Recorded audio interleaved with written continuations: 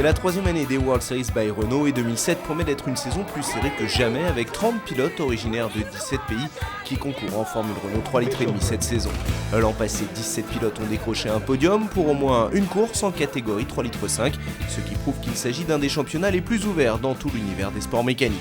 C'est également un grand pas en avant pour les catégories comme les Formule 3 ou les Formule Renault 2 litres et ça promet avec les plus talentueux jeunes pilotes de l'univers des sports mécaniques qui ont tous en ligne de mire une carrière en GP2, en Champ Car ou bien sûr en Formule 1. En effet, le champion 2005 des World Series by Renault, c'est Robert Kubica, le Polonais par la suite passé directement dans la catégorie reine. 3 pilotes présents ici à Monza pour la première course de la saison ont d'ailleurs déjà tâté de la Formule 1. C'est le cas d'un jeune Allemand de 19 ans chaleureusement accueilli en tant que sérieux prétendant au titre. Je pilote en Formule 1 comme troisième pilote BMW, mais à ce poste d'essayeur, vous ne courez pas, vous faites juste des essais, à moins bien sûr qu'il n'arrive un problème aux deux pilotes titulaires. Donc pour moi, c'était une fantastique opportunité de pouvoir en parallèle disputer la saison de course en 3,5. Vous allez vous battre pour le titre ? Bien sûr, en tout cas c'est l'objectif.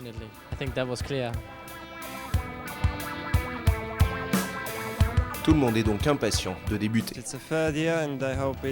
C'est ma troisième année et j'espère que ce sera la bonne. Le plus impressionnant, c'est qu'il y a 30 voitures sur la grille avec un nombre important de très bons pilotes. C'est une série vraiment très compétitive et c'est déjà une chance pour moi d'en faire partie. La voiture est formidable à conduire, très douce. Nous pilotons de surcroît sur quelques-uns des plus beaux circuits. C'est vraiment génial. C'est une très belle voiture, très puissante, comme même les pilotes. Je suis impatient car c'est vraiment un autre niveau par rapport à la Formule Renault 2 litres dont je viens. C'est totalement différent et je compte bien en profiter et me faire plaisir à chaque fois que je vais en prendre le volant.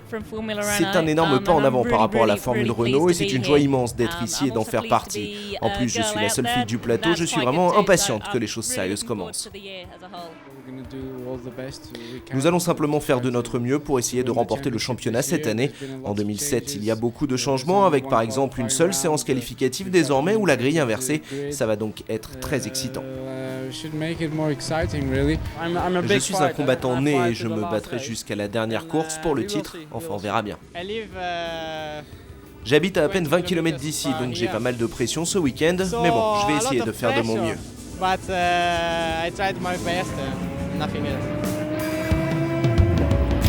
Qu'ils vivent à 20 ou 2000 km du circuit, la pression est la même pour ces 30 pilotes en ce premier rendez-vous de la saison. Les rêves, les espoirs et les ambitions vont devenir réalité pour bon nombre d'entre eux car la qualification se joue ici à Monza.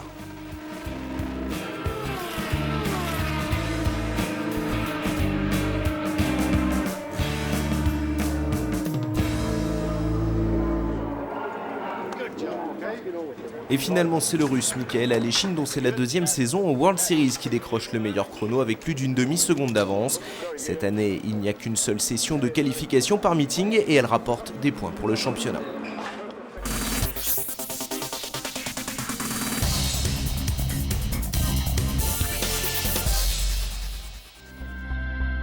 En pole position, on retrouve donc Michael Aleshine qui a terminé 12e la saison passée et qui est l'un des rares pilotes à avoir re-signé avec la même équipe. À ses côtés en première ligne, le régional de l'étape, Marco Bonanomi, certain de rallier le public à sa cause. Avec le feu vert, cette saison 2007 est lancée, un lancement raté pour le poleman. The start wasn't very good for me. J'ai raté mon départ, en fait j'ai trop fait patiner les roues, du coup le passage dans le premier virage a été très serré. Enfin j'ai réussi à garder le meilleur mais ça a vraiment été très juste. Le Hollandais Guido van der Garde est un pilote confirmé en Formule 3, il marque sa présence dès le départ en prenant immédiatement la deuxième position. Le local Marco Bonanomi se fait vite remarquer en doublant Sebastian Vettel. Le prometteur et jeune pilote allemand n'a participé qu'à 2 courses de World Series l'an passé, mais il les a remportées toutes les deux.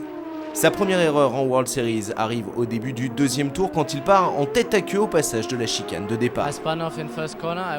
En fait, je suis parti à la faute parce que j'ai vu dans les rétroviseurs que les deux pilotes de derrière avaient trop retardé leur freinage.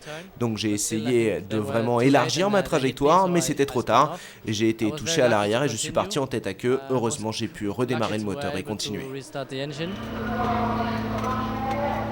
Reparti 23e, il termine au final 5e, évitant intelligemment tous les accrochages qui vont l'entourer au fur et à mesure de la course. Xavier Massen et David Evalzeki en sont deux des acteurs et quand la safety car est envoyée au 9e tour, le leader Michael Aleshin perd du coup ses 4 secondes et demie d'avance. Pendant ce temps, Van der Garde revient et Alvaro Parente, 5e du championnat 2006, se positionne en 2e place. Le Portugais âgé de 22 ans relève alors le défi, mais le Russe ne va lui laisser aucune chance. Peu de temps après, Piccione, qui veut dire pigeon en italien, décide qu'il peut lui aussi voler.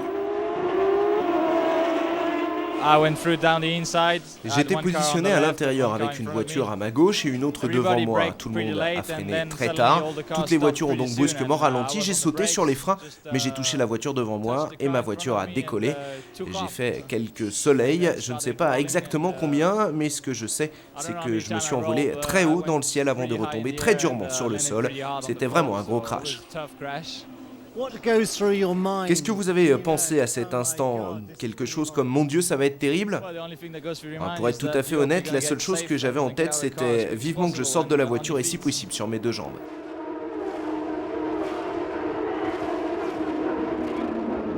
Un finish a coupé le souffle pour Piccione, mais la bataille a également commencé devant avec d'autres très beaux noms comme Bertrand Baguette qui électrise un petit peu plus l'atmosphère. Toujours plus d'accrochages avec de nouveaux abandons et des crevaisons notables comme pour le pilote américain du Victory Engineering, Charlie Kimball. Et le pilote KTR, le français Guillaume Moreau, pas trop impressionné par sa sortie de route? Sur le restart, on m'a monté dessus, je sais pas trop comment ni pourquoi, c'est venu de derrière, vous voyez, ça m'a complètement détruit la voiture alors que je venais de doubler Van der Garde, j'étais plutôt vite, je revenais sur le groupe de tête devant. C'est dommage, hein, c'est la course, si on veut pas d'accrochage, on fait pas de course autour, mais... Le coéquipier de Guillaume Moreau chez KTR, le Belge Bertrand Baguette, porte lui haut les couleurs de son équipe en mettant sous pression Parente en 2e position. Mais le Belge va à son tour être victime d'une crevaison. Les débuts prometteurs de Baguette en World Series sont donc retardés. Dans les derniers instants de la course, la bagarre pour la 3e marche du podium fait rage. Le local Marco Bonanomi et le pilote malaisien de GP2 Ferruus Fosi offrent un incroyable duel. Une bagarre qui va pourtant tourner court, malheureusement pour Fosi, mais pour la plus grande joie du public italien.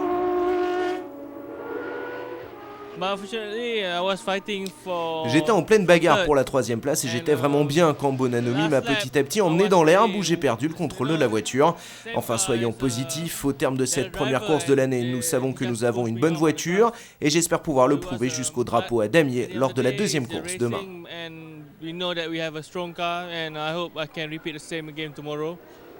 Mais les 2 premières places reviennent aux expérimentés des World Series. Mis à part un petit bémol au départ, Michael Aleshin a parfaitement piloté, refusant de laisser à Alvaro Parente la moindre possibilité de placer une attaque.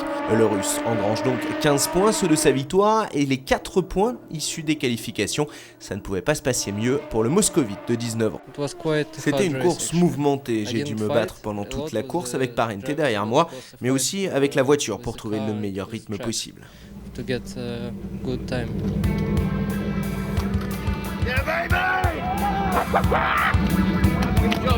Parente engrange lui les 12 points de sa 2e place et son point issu des qualifications pour un départ en 3e. Ça a été une bonne course où j'ai pu attaquer de bout en bout, d'où une belle bagarre avec Aleshin. Malheureusement, j'ai commis quelques erreurs sur les 5 derniers tours et Aleshin a pu en profiter pour faire le trou. J'ai su alors que c'était fini pour la victoire.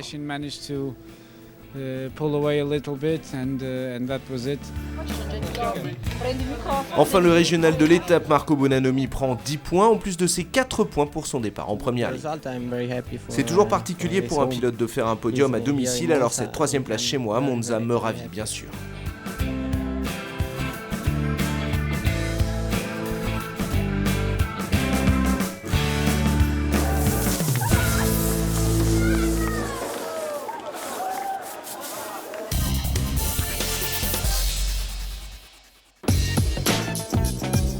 C'est une autre des palpitantes innovations de cette année afin de faciliter les dépassements.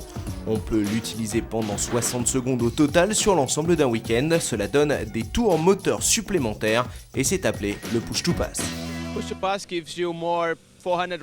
Le push-to-pass vous donne environ 400 tours minutes de plus, ce qui représente un gain à peu près de 2 km/h par rapport. Ainsi, en vitesse de pointe max, au lieu de 270 km/h, on peut atteindre 278-280 km/h. C'est beaucoup et bien souvent c'est suffisant pour dépasser un pilote. Donc je pense que ce sera vraiment une bonne aide pour les dépassements en course. C'est une assistance qui peut être très utile dans certaines circonstances et notamment si vous avez à défendre votre position. C'est vraiment une bonne idée. Voici le bouton du push to pass, c'est le même qui actionne le limiteur quand on rentre dans la voie des stands. Ainsi, si vous êtes en première ou en seconde, vous actionnez le limiteur en appuyant dessus et en 3e, 4e, 5e et 6e vitesse, quand vous gardez le doigt appuyé, vous déclenchez le push to pass qui vous aide alors à dépasser un concurrent ou au contraire à ne pas vous faire dépasser.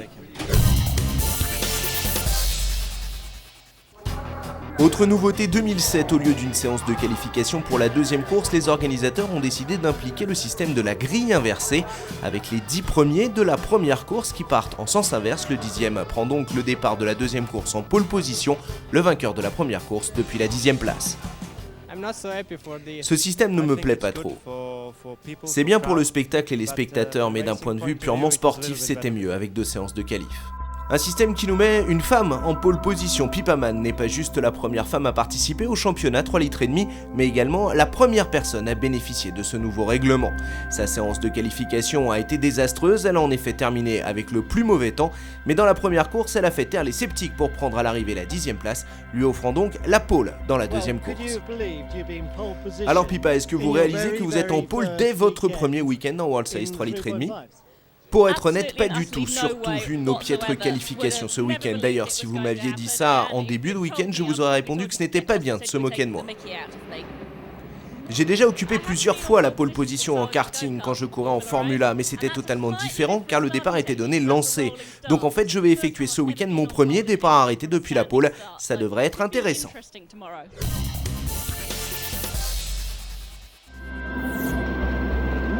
Pippa sait donc qu'elle doit tenir sa position, mais Salvador Duran est un adversaire expérimenté et au feu vert. Pippa, qui n'a pas fait de pole depuis ses années karting, perd immédiatement son avantage sur le Mexicain. Salvador a vraiment pris un super départ, mais il est beaucoup plus expérimenté que moi. De mon côté, je me suis borné à bien partir, prendre sa roue sans me faire passer par la moitié du peloton et ensuite essayer de suivre le leader.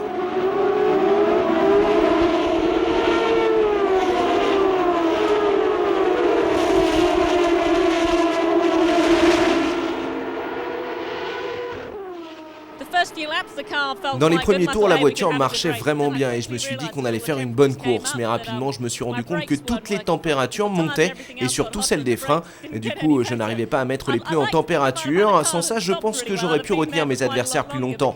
Mais sans freinage performant, tu ne peux pas attaquer les virages et tenir ta position sur la trajectoire, tout simplement parce que tu n'es pas sûr de t'arrêter.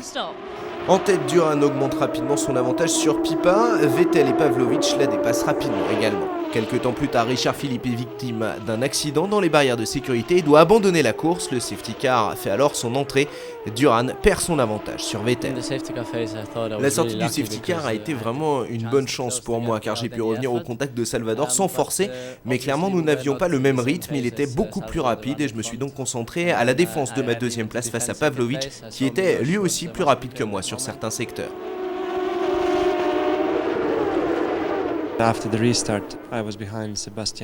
Au restart, j'étais derrière Sébastien, mais vraiment plus rapide, donc j'ai patienté pendant un tour et puis je me suis porté à sa hauteur avant le premier virage et j'ai pu passer sans trop forcer.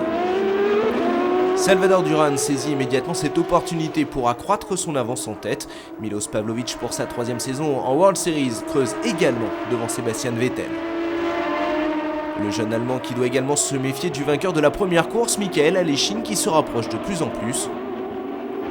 La bataille entre les deux pilotes du Carlin Motorsport fait rage tout le restant de la course pendant que la Britannique Pippa Mann sort du groupe des leaders pour finir 15e. Retour sur la bagarre pour la 3e place, Sébastien Vettel est forcé à la défendre face au jeune russe bien déterminé à augmenter son avance en tête du championnat et qui saute donc sur toutes les opportunités qui s'offrent à lui. Ce n'était pas facile car j'ai dû résister à Aleshin pendant toute la 2e course, mais j'y suis parvenu en utilisant quasiment tout mon push-to-pass, preuve qu'il ne sert pas seulement à dépasser. Malheureusement dans le dernier tour, il a été un petit peu optimiste au freinage du premier virage, on s'est touché et nous sommes partis tous les deux en tête à queue. He was a bit optimistic on braking and nearly pushed us out both.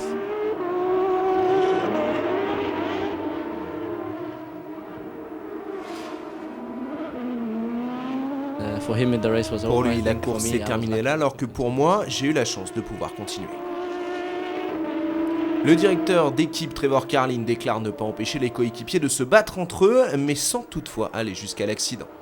En attendant, Salvador Duran, avec une victoire aux 24 heures de Daytona cette année, a réalisé la course parfaite et la remporte confortablement avec 2 secondes 5 d'avance sur Milos Pavlovic. 11 secondes 5 derrière Duran, Sébastien Vettel décroche la 3e place alors que Alvaro Parente acquiert difficilement la 4e. Je n'arrive tout simplement pas à y croire, mais ça veut dire que nous avons la possibilité et le niveau pour recommencer. Nous pouvons nous battre pour la victoire ou le podium et pourquoi pas finir la saison aux avant-postes. Le Serbe 2e est lui un peu plus discret. Dès que nous sommes arrivés ici jeudi, j'ai su que ce serait un week-end difficile et que j'allais devoir plus souvent me battre pour défendre ma position que pour en gagner, ce qui a d'ailleurs été le cas. Alors dans ces conditions, à partir d'ici avec 15 points est déjà une très grande satisfaction.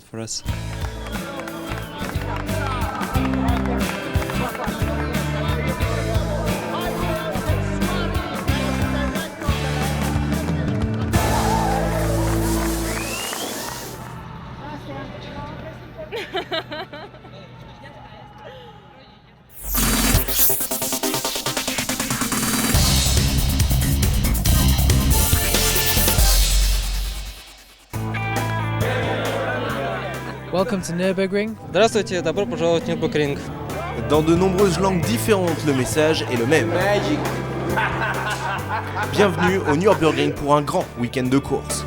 Salvador Duran a remporté la dernière course à Monza, mais c'est le Portugais Alvaro Parente qui est en tête du classement pilote au championnat 3,5 litres après ce week-end d'ouverture.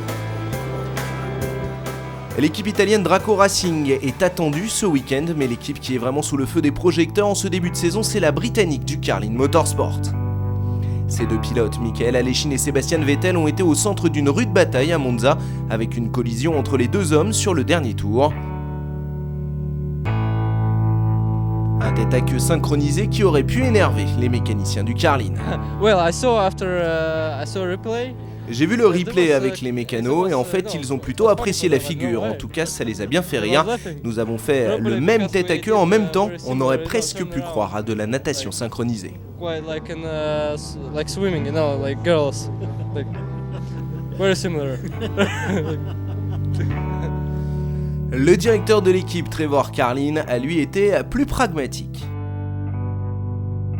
Depuis que j'ai mon équipe, j'ai dû voir ce genre de figure 10 ou 20 fois, alors j'en ai un petit peu marre, surtout quand un des 2 pilotes est contraint à l'abandon, mais bon, ça fait de la bonne télé. Malgré cela, ce fut un très bon week-end pour l'équipe Carlin avec la 3e place de Vettel au championnat et la victoire sur la première course de son coéquipier Aleshin. Mais le leader du championnat Alvaro Parente, déjà victorieux ici l'an passé, est déterminé à gagner encore. Les qualifications vont également être cruciales pour Clivio Piccione qui est littéralement passé à côté de ses courses à Monza. Mais c'est surtout les 2 pilotes du Carlin qui vont tenter d'imposer le rythme sur cette qualification. Aleshin sur cette piste l'an dernier a décroché sa première pole en World Series et Sébastien Vettel y a remporté 2 courses l'an passé pour terminer à la 2e place du championnat de F3 Euro Series. Sébastien et Michael sont incroyables ici, ils ont vraiment survolé la séance de qualif, surtout Sébastien avec son chrono en 40 secondes 2. Ça fait 8 dixièmes de mieux, c'est phénoménal. Oui, c'est incroyable, il a réussi un tour absolument parfait alors qu'il venait juste de passer un nouveau train de pneus, c'est génial. C'est une course comme une autre pour moi et j'ai juste cherché à faire de mon mieux, mais c'est vrai que c'est le seul week-end que nous avons chez moi en Allemagne cette année, alors j'avais envie de faire encore mieux.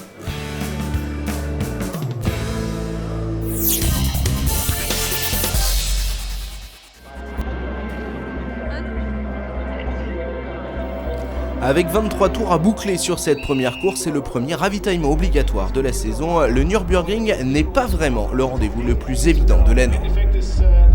C'est un circuit qui ne fait pas de prisonniers et la légende des sports automobiles Jackie Stewart l'avait baptisé l'enfer vert.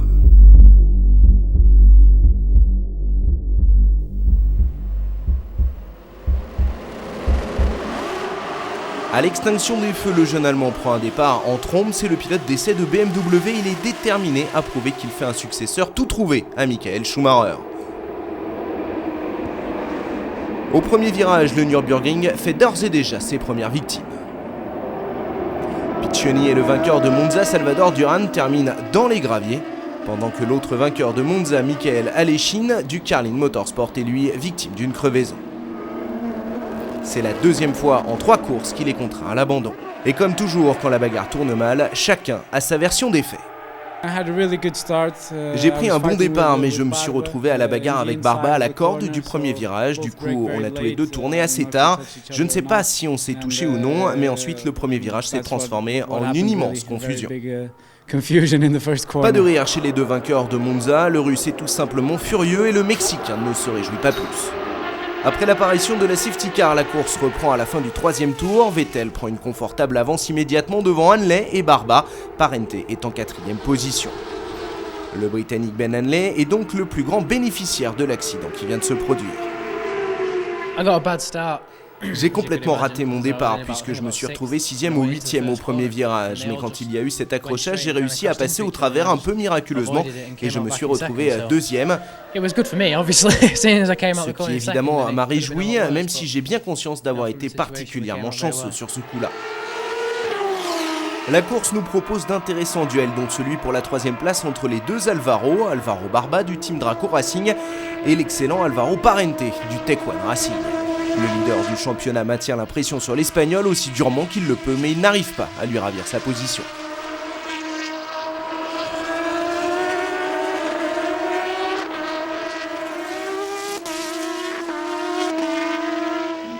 Au 10e tour de course, les deux pilotes s'arrêtent dans les stands et grâce à une organisation bien huilée de la part de l'équipe Tech One, Parente repart le premier.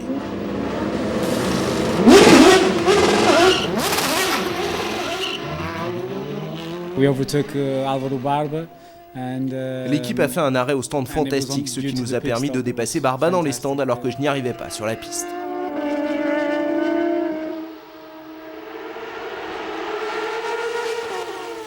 Un peu plus tard, la bataille reprend pour l'accession au top 10 pour rentrer dans les points et surtout bénéficier de la grille inversée pour la 2e course.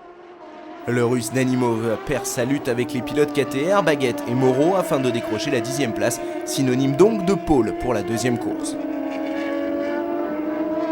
Le Britannique James Walker est lui coincé et part en tête à queue tandis que l'Allemand Sebastian Vettel conforte tranquillement son avance en tête.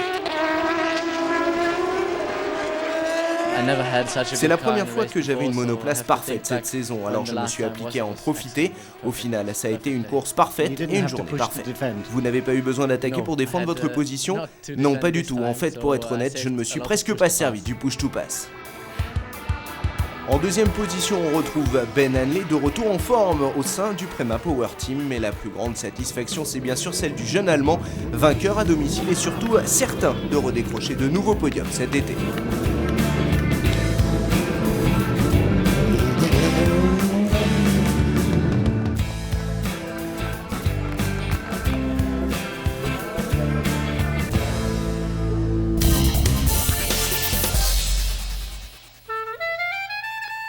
Pour le vainqueur, c'est facile, il n'y a qu'une place sur le podium, mais quand on termine 3e, ça peut poser des problèmes, comme pour Sebastian Vettel à Monza, d'où son intention de gagner chaque course afin de ne plus être perdu au moment de monter sur le podium.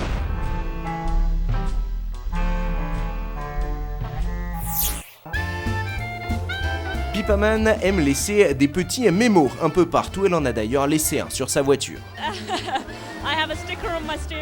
J'ai un autocollant sur mon volant qui me demande de freiner plus tard, mais bon, ça n'a pas tellement marché en qualification car j'ai constaté que sur tous les virages, je freine exactement au même endroit que la veille, ce qui est synonyme de problème en perspective. Pour beaucoup d'entre nous, fêter son anniversaire sur une course au top niveau, un des plus gros événements de la saison, reste un rêve, mais pas pour le vainqueur de Monza, Salvador Duran. C'est une réalité ce week-end au Nürburgring, et bien sûr, pas d'anniversaire sans gâteau. Quant à la découpe, un mécanicien a toujours le bon outil.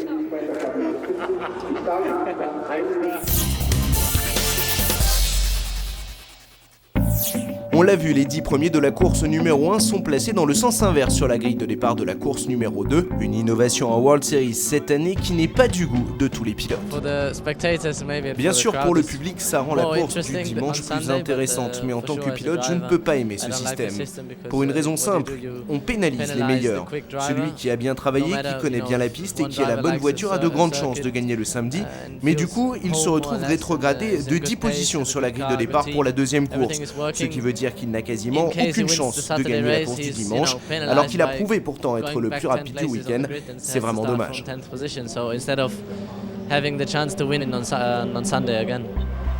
Un des buts de la grille inversée est d'encourager les dépassements, et donc dès le départ, il y a plus de bagarres que d'habitude.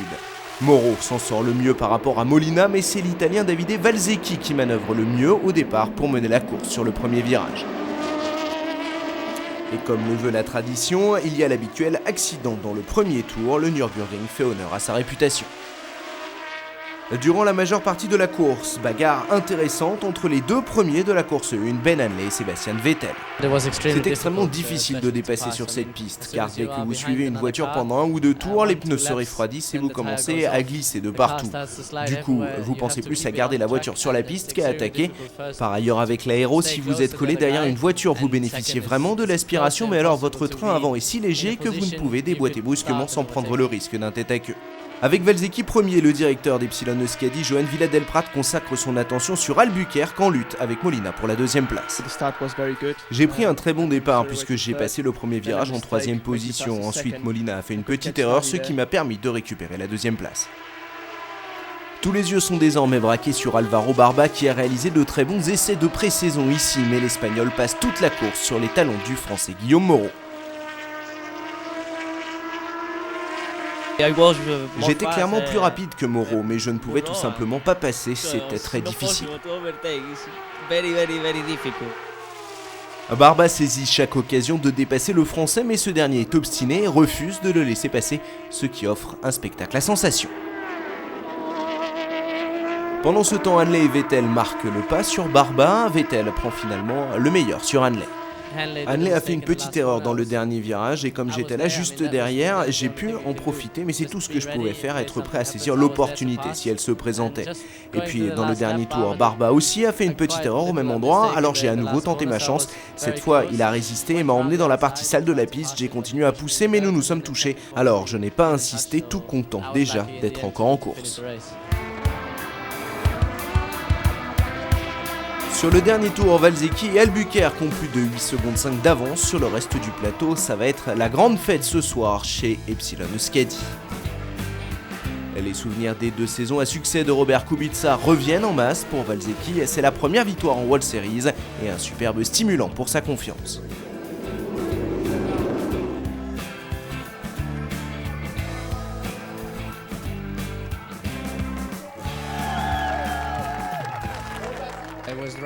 La course a vraiment été facile pour moi, ce qui me permet d'enregistrer ce formidable résultat, une première victoire pour moi et pour l'équipe cette année. Vraiment, je dois dire merci à toute l'équipe. C'était impossible de dépasser David et il n'a pas commis la moindre erreur, mais bon, c'est pas grave, je suis très content de cette deuxième place et j'espère que je pourrai signer une victoire d'ici la fin de saison.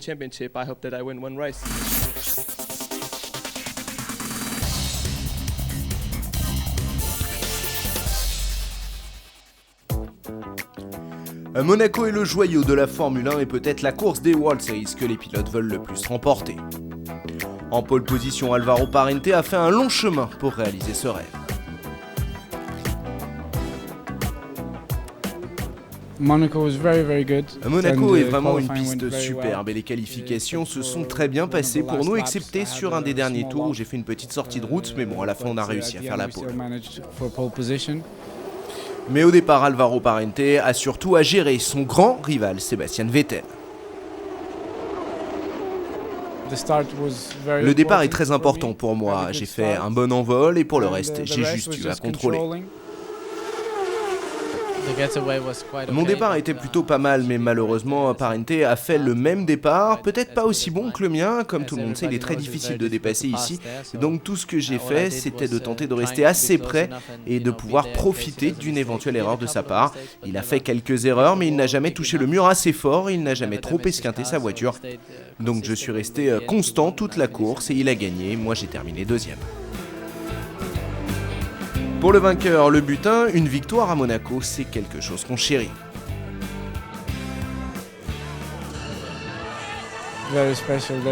C'est vraiment une victoire à part, particulière, bien sûr parce que la Formule 1 est là et que c'est toujours bon de gagner devant eux, mais c'est surtout un sentiment à part.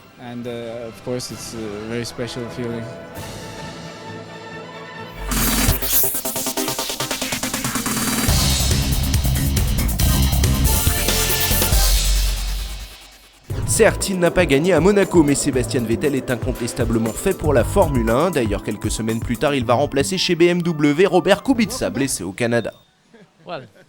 Eh bien oui, je suis allé faire un tour aux États-Unis et j'ai participé à ma première course en Formule 1 qui a été très excitante. Parlez-nous de la Formule 1, vous êtes désormais le plus jeune pilote à avoir marqué un point en championnat. Devenir le plus jeune pilote à inscrire un point, je n'en ai pas vraiment grand-chose à faire. Les statistiques ne concernent que les gens qui s'intéressent à l'histoire de la Formule 1, mais pour moi ça a surtout été une formidable opportunité et un fantastique week-end. 3 jours merveilleux à conduire une Formule 1 autour d'Indianapolis et aussi courir contre les meilleurs pilotes du monde, c'est vraiment une aventure. Tout a été très positif et évidemment, je suis ravi. Le tracé du Hungaroring présente 2 problèmes aux pilotes des World Series by Renault. Premièrement, aucun d'entre eux n'a l'expérience sur ces voitures des sinueuses pistes de Budapest. Et deuxièmement, il est de notoriété publique que les dépassements y sont particulièrement difficiles, ce qui veut dire des qualifications particulièrement cruciales. Tous les pilotes feront tout pour montrer qu'ils ont l'étoffe d'un gagnant ou alors qu'ils ont tiré le mauvais numéro avec Guillaume Moreau qui sort du lot. Vous êtes allé vraiment très vite tout le temps ici, aviez-vous déjà couru sur le Hungaroring avant ? Oui, bien sûr sur PlayStation, enfin surtout beaucoup sur PlayStation, mais je ne suis jamais venu ici en voiture. Il y a de nombreux débutants sur les premières lignes de la grille de départ, cette piste traite en effet bien ceux qui l'empruntent pour la première fois. C'est exact, l'expérience de l'an passé par exemple est très profitable, à l'image de Monaco qui est typiquement une course pour pilotes expérimentés. En plus, vers le milieu de la saison, les débutants sont meilleurs, ils connaissent mieux leur voiture, donc je pense qu'on devrait s'habituer à voir des rookies au top. J'ai pris connaissance du circuit très vite, donc après c'était facile de se mettre dans le bain avec la voiture et vous voyez le résultat, c'est très simple. Ça allait très vite au début, on avait bien travaillé sur la voiture, mes ingénieurs ont fait du bon, mais vraiment du très bon boulot, donc on a obtenu un bon résultat, c'est fantastique.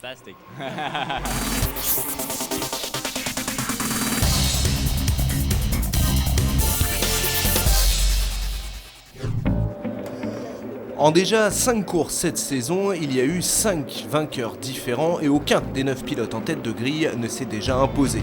Les pronostics sont donc favorables pour voir encore un nouveau vainqueur, mais lequel ? Guillaume Moreau, le poleman, a les meilleures chances peut-être, mais il a de nombreux rivaux prêts à bondir sur ses talons. Le leader du championnat, Sébastien Vettel, ne s'élancera lui que de la 11e place avec Alvaro Parente juste devant en 10e position. Peut-être que cette course va relancer le championnat.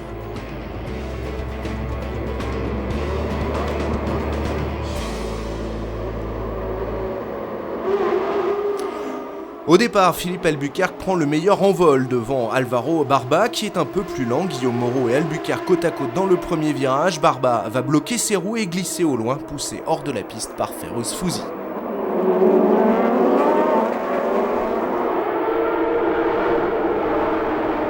Moreau mène donc devant Albuquerque. Derrière, Bertrand Baguette part en tête à queue. Il n'est pas le seul à partir à la faute, Carlos Iaconelli sort également de la piste. C'est ensuite Alvaro Barba qui part à la faute, le safety car rentre alors en piste pour 5 tours.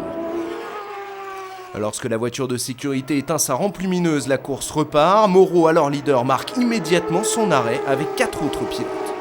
Du coup, Philippe Albuquerque se retrouve en tête. Ça a été vraiment une mauvaise course pour moi parce que nous avons fait une grosse erreur stratégique. En fait, il est interdit de rentrer au stand juste derrière le safety car comme je l'ai fait. Donc c'est simple, j'ai perdu la course. Avec les chances de Moreau qui se sont envolées, tous les autres doivent désormais gérer avec précision leurs arrêts au stand. Ferrus Fauzi, très solide tout ce week-end, s'arrête parmi les premiers. Autre pilote à opérer une très bonne stratégie, Sébastien Vettel. Nous avons mis en pratique une très bonne stratégie selon moi. L'équipe a fait du très bon boulot en changeant les roues, donc quand je suis ressorti, j'étais 4e. Autre pilote a tiré les fruits d'un bon ravitaillement, le leader Philippe Albuquerque. Au début, après la première safety car, ça se passait bien car j'avais une bonne visibilité et je pouvais pousser et prendre de l'avance. Au ravitaillement, on a été un peu chanceux parce qu'une roue était collée, on a donc perdu pas mal de temps. Mais quand je suis revenu en piste, Fauzi et Hanley m'avaient rattrapé mais pas dépassé.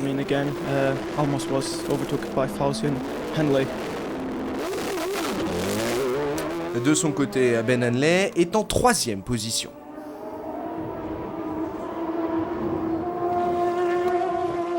Quand j'ai été appelé au stand, j'y suis allé. Je me suis arrêté un peu plus tôt, donc on a perdu un peu de temps. Mais sur le dernier tour, j'ai vraiment attaqué très fort afin de gagner des places. J'ai réussi puisque nous avons terminé en 3e position. Ce qui est un peu dommage, c'est que quand je suis sorti des stands, Fauzi était juste devant moi et peut-être que sans cette petite erreur, si je m'étais arrêté un peu plus tard, on aurait décroché la 2e place. La course va être à nouveau interrompue un court instant par l'apparition du safety car et lorsqu'il s'efface, il reste 40 secondes, donc encore 2 tours. Est-ce qu'Hanley était inquiet d'avoir Vettel derrière lui ?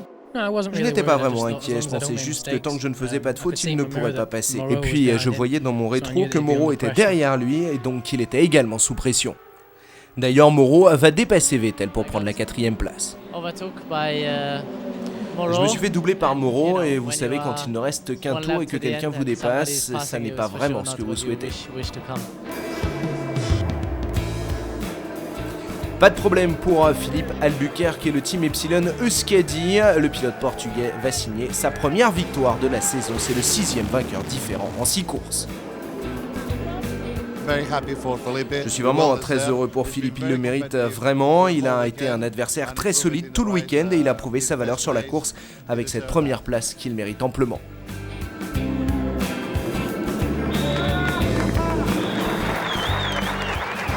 Le pilote du Renault Driver Development Ben Hanley termine lui en 3e position, son 2e podium de la saison, juste derrière Ferrus Fauzi qui signe son premier podium.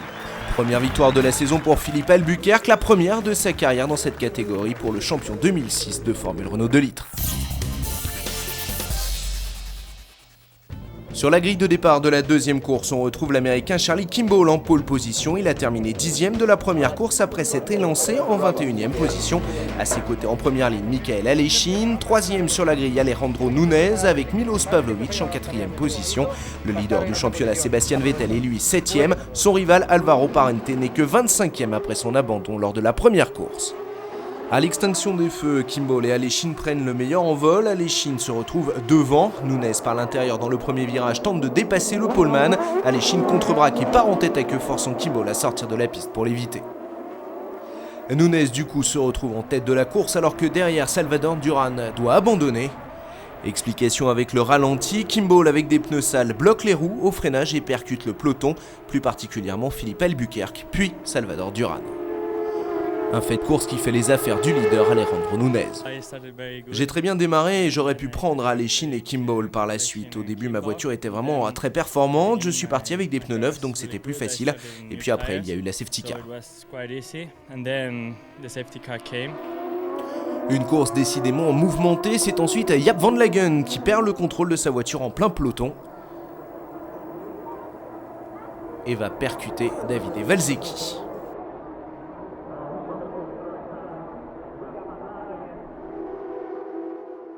Au restart, Alejandro Nunez mène devant Pavlovic alors que Sébastien Vettel s'empare de la 4e place aux dépens de Guido van der Garde.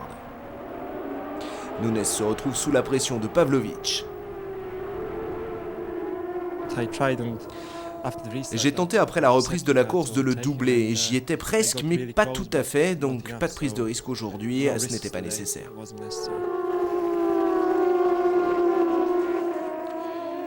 Et derrière, en revanche, Aleshin prend des risques et dépasse Richard Philippe pour la 14e place. Un tour plus tard, il a également dépassé le numéro 4, Alvaro Barba, et s'empare du 13e rang.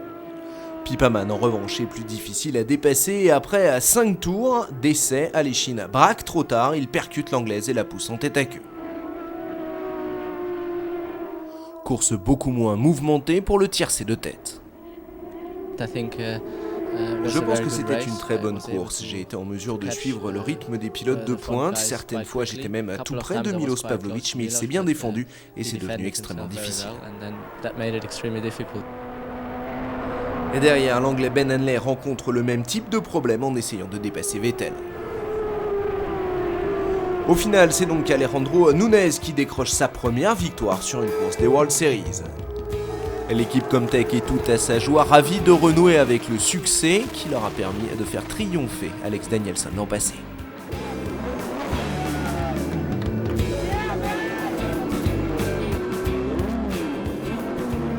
J'ai rencontré un petit problème avec la boîte de vitesse, mais mon but était avant tout de conserver ma position, de ne pas commettre d'erreur et de finir premier. Sur le podium, Vettel doit une nouvelle fois vérifier quelle est la marche qui le concerne. Lui, c'est la 3e, comme à Monza. Pavlović fait un heureux 2e, mais le plus heureux, c'est évidemment Alejandro Núñez. Avant la Hongrie, il n'avait jamais décroché un seul point. Désormais, il a remporté sa première course.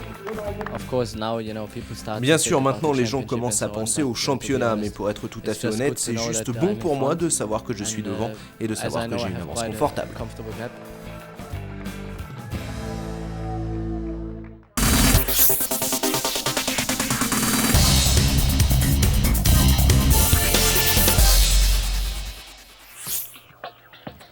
Le Malaisien Ferus Fauzi a décroché sa première pole position sur le mythique circuit de Spa-Francorchamps devant l'Espagnol Alvaro Barba, tandis que le leader portugais Alvaro Parente ne part lui que de la 8e place.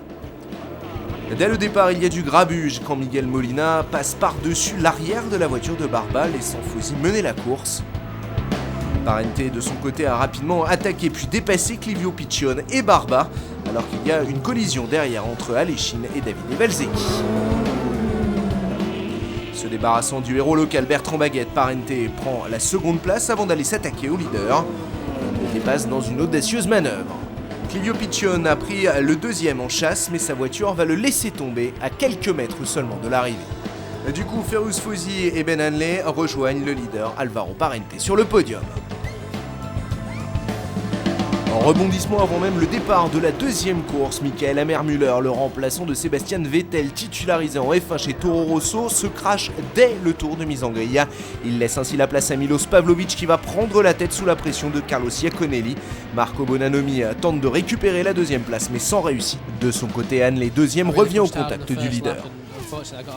J'ai vraiment attaqué fort sur le premier tour, mais malheureusement ma suspension a été touchée par quelqu'un à l'arrière, donc les quelques tours suivants, j'ai attendu pour voir ce qui allait se passer, si oui ou non une roue allait se détacher ou quelque chose comme ça.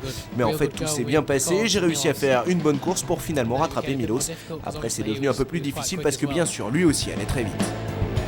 Et du côté du Prema Power Team évidemment on encourage Ben Hanley.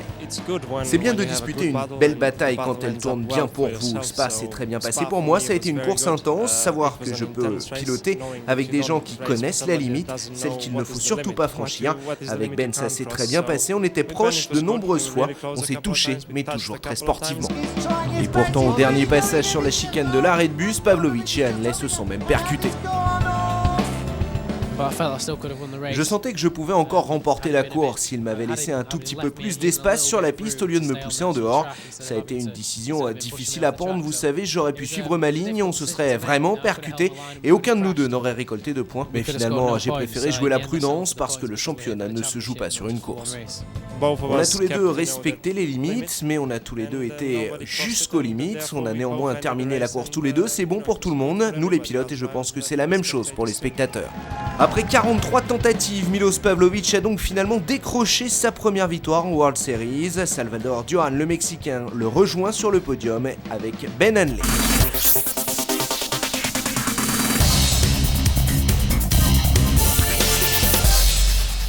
Welcome to Donington. Ben Hanley, le pilote du Renault Driver Development, est venu à Donington Park avec la ferme envie de progresser depuis Spa et pourquoi pas décrocher sa première victoire en World Series à domicile. Son principal rival, Aspa Milos Pavlovic, sera-t-il capable, lui, de mettre des bâtons dans les roues de Ben Hanley et pourquoi pas de signer une deuxième victoire consécutive? Ou faut-il plutôt miser sur le troisième homme, Alvaro Parente, qui veut profiter de l'absence du leader du championnat, Sebastian Vettel?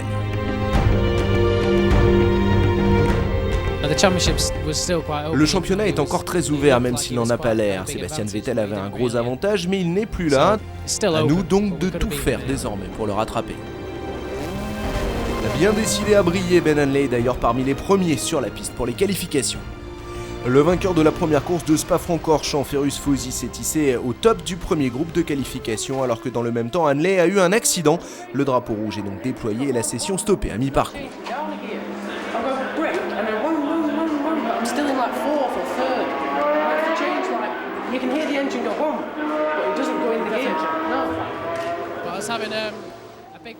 J'ai rencontré un gros problème avec ma boîte de vitesse. Quand je freinais, je rétrogradais, le moteur s'emballait, mais il n'y avait pas de changement de rapport. Donc je suis arrivé sur un virage en lâchant les freins, et alors la voiture a juste roulé tout droit. Ça a été très difficile de conduire aujourd'hui, et on a fini dans les graviers.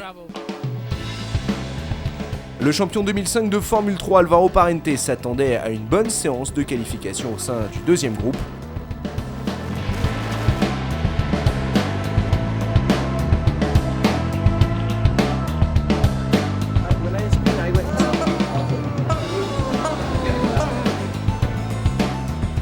L'Espagnol Alvaro Barba a manqué de peu le meilleur temps. Parente mène le groupe comme prévu, devant Ferruce Fauzi, très envers Vaspa.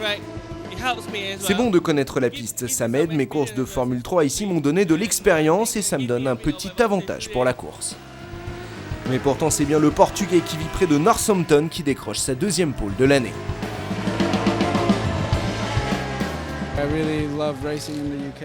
Pour être honnête, j'adore les courses au Royaume-Uni. Je m'amuse beaucoup sur les pistes ici, Silverstone, Donington, et j'ai été champion de Formule 3 en 2005. J'apprécie vraiment beaucoup l'environnement.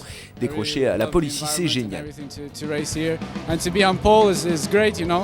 Et avec Julien Jousse, 4e au volant de l'autre voiture Tech One, c'est une double satisfaction pour le directeur Simon Abadi.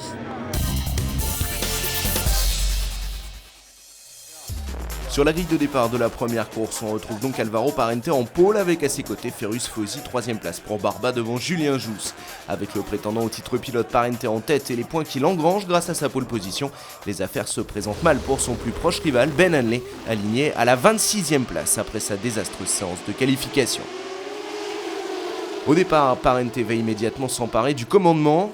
Devant Ferruce Fauzi, un premier tour qui se passe beaucoup moins bien derrière, Clivio Piccione est immédiatement envoyé dans les graviers. Un accident qui implique également Michael Hurk et Charlie Kimball. Le safety car intervient mais sans changement, au restart Parente reste en tête devant Fauzi, Jousse et Barba. Julien Jousse se retrouve sous la pression d'Alvaro Barba pour la 3e place. Une bagarre à laquelle va bientôt venir se mêler Bertrand Baguette. En tête pendant ce temps, Alvaro Parente mène confortablement jusqu'à son ravitaillement.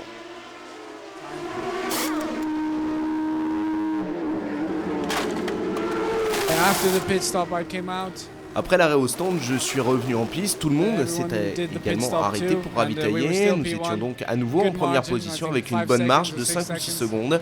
Mais j'ai fait une petite erreur, j'ai un peu trop anticipé un virage. Du coup, je me suis retrouvé dans les graviers et c'est là qu'on a perdu la course. Du coup, Alvaro Barba mène devant Julien Jousse. Derrière, en 3e position, Ferruce Fauzi opère son ravitaillement. Après le safety car, j'ai eu quelques problèmes pour remettre les pneus à température. J'ai donc décidé d'anticiper mon arrêt au stand. Mais après cet arrêt, tout s'est enchaîné, la voiture était déséquilibrée. Et j'ai vu Bertrand Baguette revenir peu à peu derrière moi. Bien sûr, j'ai tenté de défendre ma position, mais à la fin, j'ai perdu l'arrière. Sortie heureusement sans conséquence pour Ferruce Fauzi qui vient pourtant percuter la voiture du Belge Xavier Massens, déjà arrêté. Du coup, le safety car prend la piste, le temps de dégager les deux monoplaces.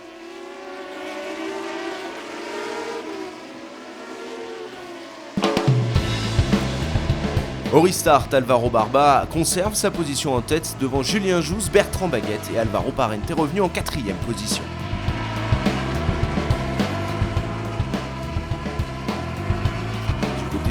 Draco, la boss Nadia Morini croise les doigts. Mais sans souci, Alvaro Barba va remporter cette 10e manche de la saison pour la plus grande joie, bien sûr, du team Draco.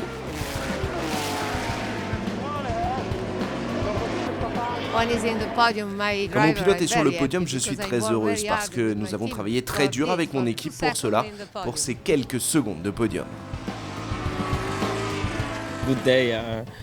C'est vraiment un bon jour pour moi, c'est magnifique. Mon premier podium en World Series et ma première victoire, c'est un jour vraiment très important. La joie évidemment du côté de chez Draco, mais également du côté de chez Tech One avec le podium de Julien Jousse, son premier de la saison. Podium également pour Bertrand Baguette. Je suis vraiment très content parce que c'est mon premier podium et que l'équipe a fait du bon boulot. Une très bonne qualif, un petit peu inattendue pour moi, mais bon, j'ai montré en course que j'avais la performance pour suivre devant. La voiture était parfaite, j'ai réussi à suivre Alvaro Barba et malheureusement je n'ai pas trouvé l'ouverture, donc vraiment un super boulot du team avec une super voiture. Mais bon, premier podium, j'espère que c'est le début d'une continuité.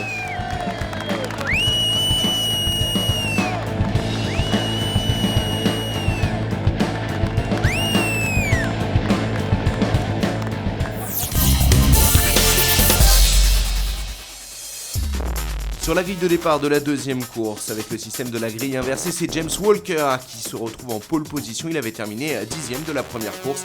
À ses côtés, Michael Alessi.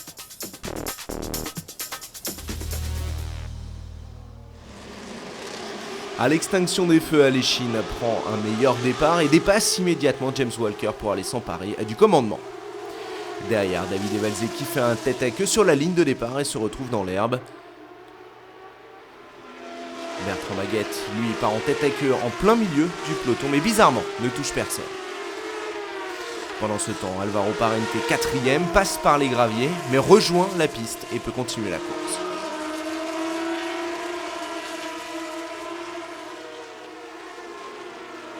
Du côté de chez Carlin, évidemment, on suit la progression du leader, Michael Alessi. Et derrière, belle bagarre pour la 3e place entre Guillaume Moreau sous la pression de Marco Bonanomi et Yelmer Burman. Une deuxième course qui va beaucoup moins bien se passer pour le vainqueur de la première course, Alvaro Barba, qui part à la faute. Derrière, son coéquipier Milos Pavlovic est 8e, mais chassé par Ben Hanley et Alvaro Parente. Le Portugais qui part une nouvelle fois à la faute et laisse passer Salvador Duran. J'ai rencontré un problème sur la roue arrière gauche, ce qui bien évidemment ne m'a pas aidé à garder la voiture sur la piste. Qu'est-ce que je peux dire d'autre? C'est pour ça que je suis sorti. Le pilote portugais qui va d'ailleurs terminer dans le mur de pneus. Pendant ce temps, la bagarre pour la 8e place fait rage entre Milos Pavlovic et Ben Hanley. Cette fois-ci, ce n'était pas comme à Spa, nous nous sommes battus pour une position moins avancée et ça ne s'est pas très bien terminé pour nous deux, il y a eu contact. Et puis voilà. Fin de course également difficile pour Clivio Piccione qui a mal estimé la distance le séparant de Pipaman. Il percute l'anglaise et casse sa suspension pour abandonner. Pipaman, elle, parvient à survivre aux assauts de Piccione, mais Charlie Kimball finit par la sortir pour de bon. Derrière le safety car, Michael Alessi amène la meute, joie de courte durée pour le Russe qui part à la faute. Bertrand Baguette en profite pour le dépasser, mais dès le virage suivant, le Russe ne peut s'arrêter. Les deux pilotes sont contraints à l'abandon. Du coup, c'est James Walker, le Britannique, qui se retrouve en tête. Une position qu'il parviendra à garder jusqu'au drapeau à damier où il s'impose devant Guillaume Moreau et Marco Bonanomi. Le départ sur la première ligne aujourd'hui ici à domicile était vraiment une expérience formidable et je savais que si j'évitais les accidents, je pourrais faire quelque chose. J'ai eu de la chance avec la sortie de route d'Alessi après le safety car, mais après cela j'ai vraiment fait une course parfaite. J'aurais bien aimé gagner mais c'était trop difficile pour moi. J'ai pris le départ avec de vieux pneus et je suis très heureux de ma deuxième place. C'était vraiment une course formidable pour moi, c'est mon deuxième podium en World Series et après beaucoup d'erreurs commises sur les précédentes courses, je suis très heureux.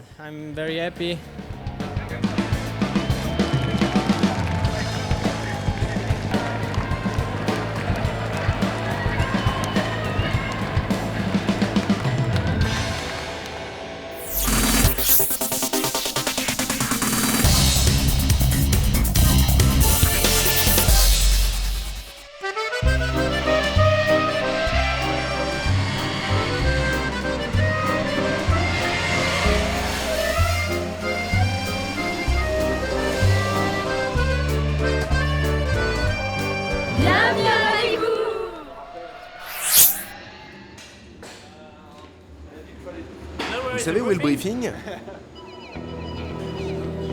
À 24 ans, Guillaume Moreau, originaire de Limoges, a passé une très agréable mais chargée année 2007, combinant course auto avec, entre autres, les 24 heures du Mans et sa première saison en World Series by Renault.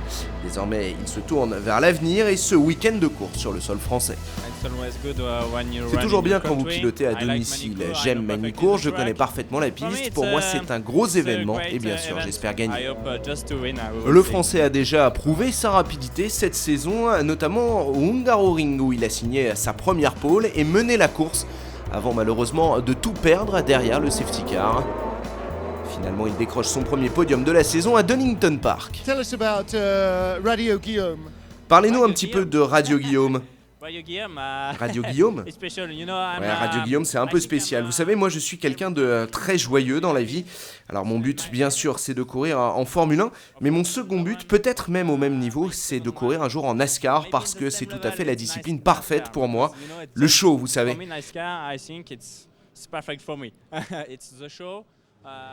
Et puis Radio Guillaume, c'est aussi une fréquence assez libre. Si vous voulez écouter ma radio pendant la course, vous allez voir, c'est assez fun.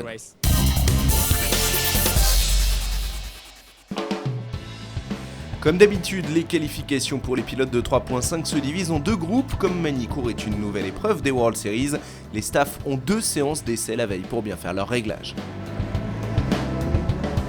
Le premier des groupes de voitures est mené par Marco Bonanomi, qui s'octroie le meilleur temps. Après le désastre de Donington, le pilote britannique Ben Hanley est plein d'espoir pour cette qualification après avoir procédé à des modifications sur sa voiture. Mais ses plans de pole s'envolent vite face à Clivio Piccione. Le deuxième pilote du RC Motorsport fait même mieux que son coéquipier Bonanomi et décroche la pole devant Ben Hanley.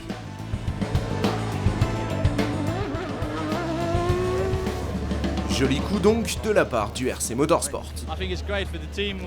C'est vraiment bien pour l'équipe, on a eu pas mal de malchance cette saison et décrocher les 2 premières places sur la grille ici c'est fantastique. À nous désormais de transformer cette belle qualification en résultat. Et pour la première course, c'est la pluie qui accueille le public de Magny-Cours le samedi matin, ce qui veut dire que nous allons assister à la première course sur piste mouillée de la saison 2007 de World Series. En pôle, on retrouve Clivio Piccione devant son coéquipier Marco Bonanomi et Ben Hanley. Alvaro Parente est 9ème sur la grille.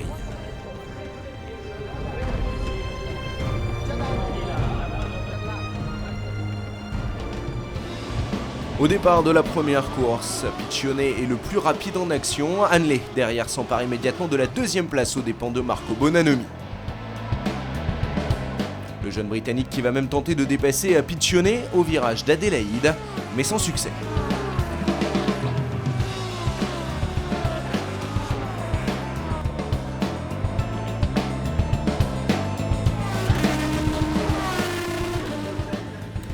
Derrière, Felipe Albuquerque rentre au stand avec une casse au niveau de la suspension avant. On revoit ce qui s'est passé pour Felipe Albuquerque, touché par Michael Aleshin. Pendant ce temps, Clivio Piccione augmente son avance en tête dans les premiers tours. Derrière, Ben Hanley s'accroche à la 2e place et réalise le meilleur temps en course. Il attaquait vraiment fort en tête. De mon côté, j'ai commis une petite erreur. À partir de là, je me suis retrouvé un petit peu coincé. Puis c'est lui qui a commis une erreur, alors j'ai réussi à le dépasser. Après ça, je me suis dit, n'en fais pas trop, ne pousse pas trop fort. Le but est de rester sur la piste parce que les conditions étaient vraiment mauvaises. Il y avait beaucoup d'aquaplaning. J'ai rencontré quelques soucis avec mes freins. Je focalisais un petit peu sur les freins arrière, mais il m'a fallu un petit peu de temps pour trouver d'où venait vraiment le problème. À partir de là, il était trop tard. Tout le monde ne réussit pas à survivre dans ces difficiles conditions météorologiques. Durant le gros de l'averse, le danger guette les pilotes à chaque virage et nombre d'entre eux partent à la faute.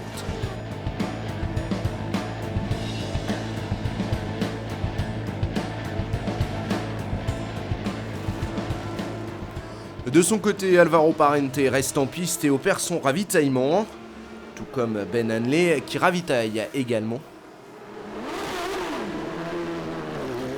C'est au tour ensuite de Clivio Piccione de passer par les stands pour changer les pneus avant.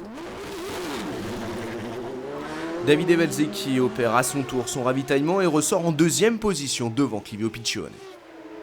Clivio était plus rapide que moi, mais je pense que mon équipe a réalisé un meilleur arrêt et je me suis donc retrouvé devant lui en sortant des stands. J'ai alors essayé de conduire très proprement et doucement pour être rapide mais sans commettre d'erreur.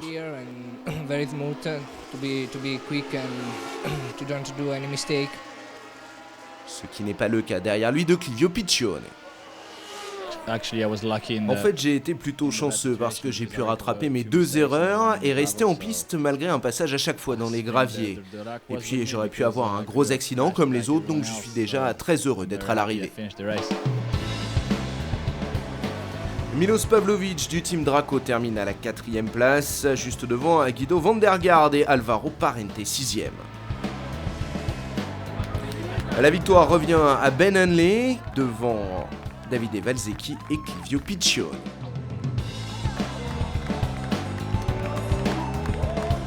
C'est génial, ça faisait vraiment un moment qu'on attendait cette première victoire.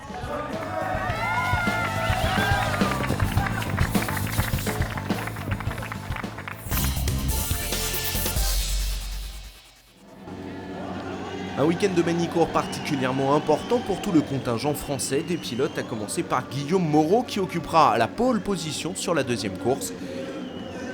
Pour le plus grand plaisir bien sûr des 90 000 fans à s'être déplacés sur ce week-end des World Series. Avantage supplémentaire pour Guillaume Moreau, il bénéficie des conseils de Jonathan Cochet, le pilote du Roadshow Renault F1.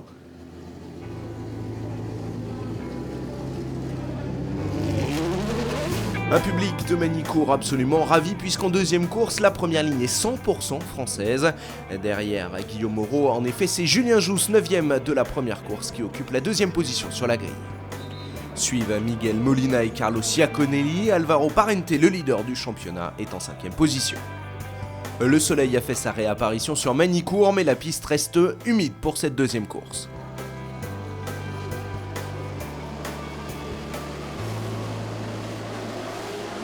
À l'extinction des feux, Guillaume Moreau prend le meilleur en vol et garde la tête devant Julien Jousse. Mais au passage dans Adélaïde, Miguel Molina va s'emparer du 3e rang juste devant Carlos Iaconelli. La hiérarchie est donc la suivante. Guillaume Moreau mène devant Julien Jousse, Molina, Iaconelli et le reste du peloton. Parmi lesquels Clivio Piccione, roue contre roue avec Alvaro Parente en pleine bagarre pour la 7e place, mais le Monégasque ne parvient pas à dépasser.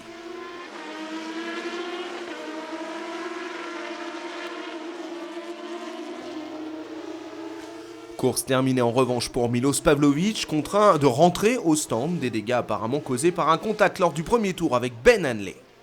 L'Anglais sera d'ailleurs pénalisé un peu plus tard et perdra tous ses points. Les bagarres continuent dans le peloton pour Alvaro Parente et Clivio Piccione. Le Monégasque aux prises à cette fois avec Guido van der Garde. Les 2 pilotes se touchent, mais c'est van der Garde qui reste devant. En tête de la course, la bagarre également fait rage entre Miguel Molina 3e et Julien Jousse 2e. Pendant ce temps, Guillaume Moreau en profite pour creuser l'écart en tête.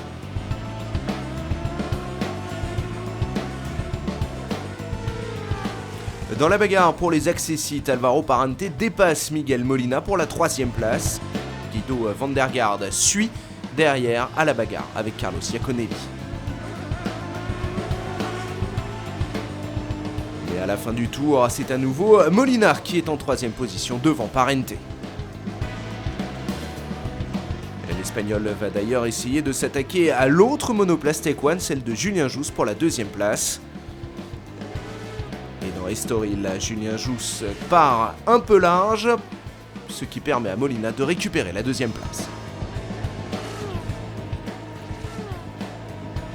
Du coup, Alvaro Parente tente également de dépasser son coéquipier Julien Jousse pour la 3e place. Le Portugais a besoin de chaque point qu'il peut grappiller afin de défendre sa position en tête du classement pilote au championnat et joue du coup avec les nerfs de l'équipe Tech 1. Mais finalement, c'est Guillaume Moreau qui s'impose, signant ainsi sa première victoire en World Series pour la plus grande joie du team KTR, dont c'est également la première victoire. Le Français qui, en bon fan de la NASCAR, célèbre sa victoire façon américaine.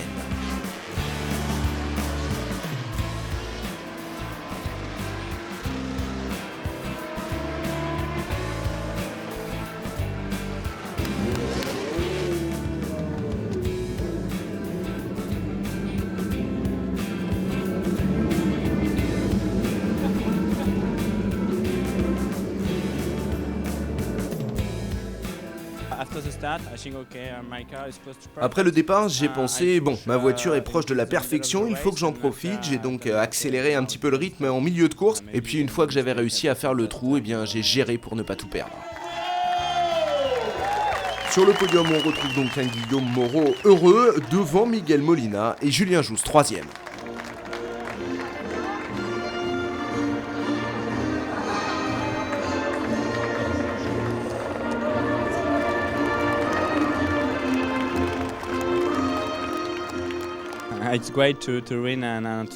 C'est vraiment génial de commencer à gagner ici à domicile à Magny-Cours. C'est un rêve qui devient réalité pour moi. Je suis heureux, je me sens bien.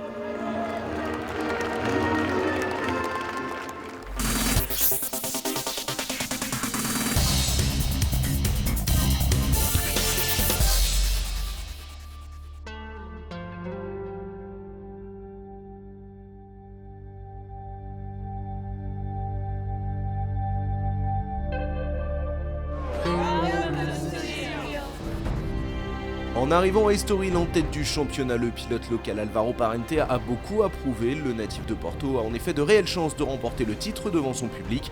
Mais pour cela, il devra reproduire le même type de performance que lors de sa domination écrasante de Monaco et de sa sensationnelle victoire à Spa-Francorchamps.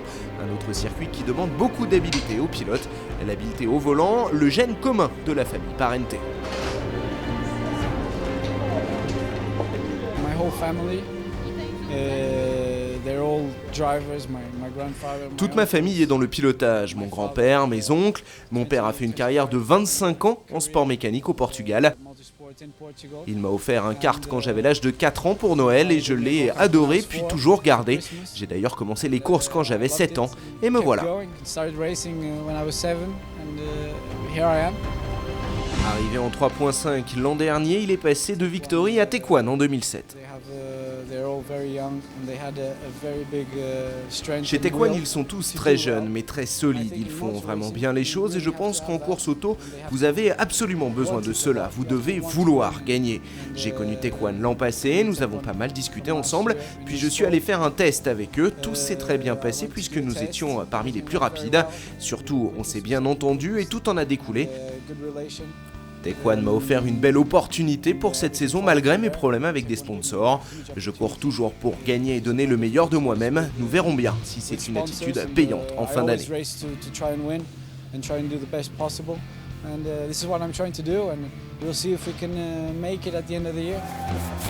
Et avec 10 top 10 dont 2 victoires cette saison, il est incontestablement le mieux placé pour le titre. Nous essayons vraiment d'avoir ce genre de pilote, c'est d'ailleurs notre objectif également pour la saison prochaine. Mais avant tout, il faut déjà remporter le titre 2007.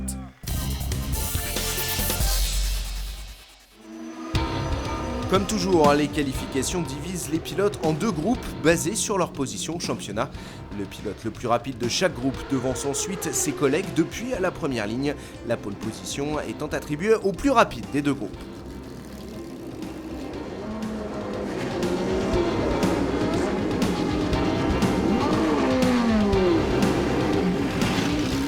Dans le premier groupe, Michael Aleshine part en tête à queue, il termine à 3e de ce premier groupe de qualification.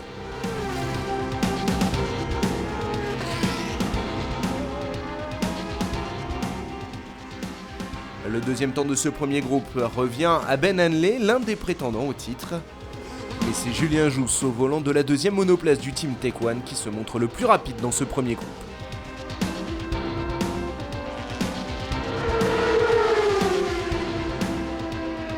Incontestablement, Tequan paraît être le mieux armé pour ce rendez-vous.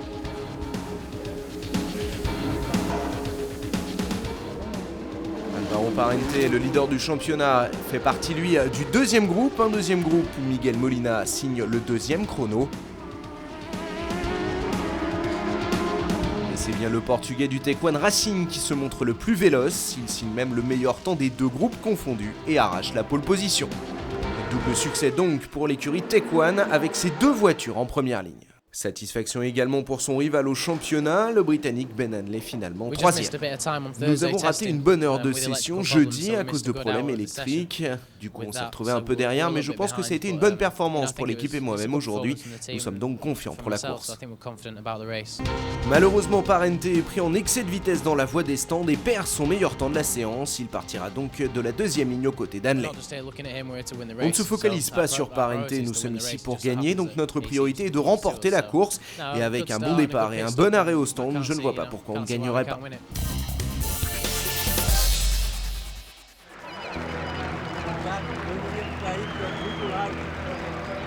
Grand soleil et chaleur sur la piste avec 27 degrés pour le départ de la première course. On retrouve en pôle Julien Jousse devant Miguel Molina et Ben Hanley. Alvaro Parente, 4e, reçoit quelques conseils de la part de Luis Felipe Scolari, le sélectionneur de l'équipe portugaise de football.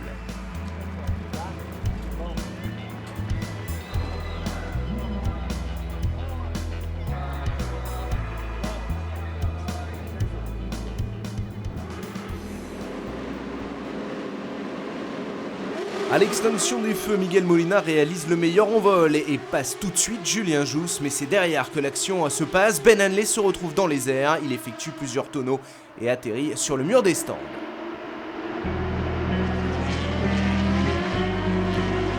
Heureusement plus de peur que de mal pour le pilote britannique qui sort tout seul de la voiture et peut rejoindre son box.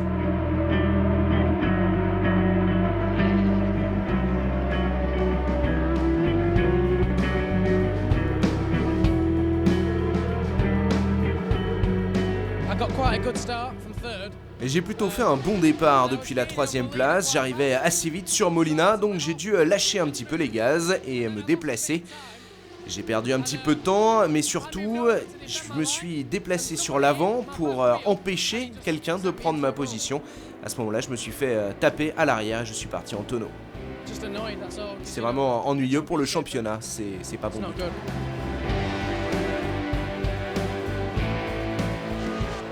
Pendant ce temps, en tête de la course, Miguel Molina a creusé une avance confortable en tête. Devant Julien Jousse, Michael Aleshine est 3e, suivent Bertrand Baguette et Philippe Albuquerque.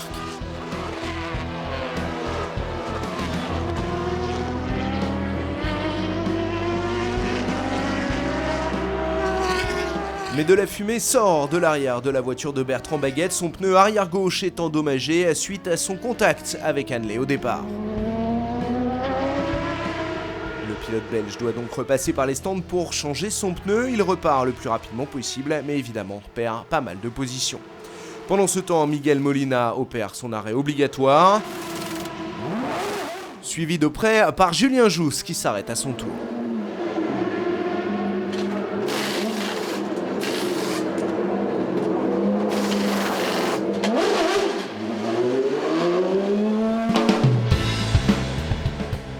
Miguel Molina prend un bon avantage en tête de la course après son ravitaillement. Le Barcelonais de 18 ans mène tranquillement.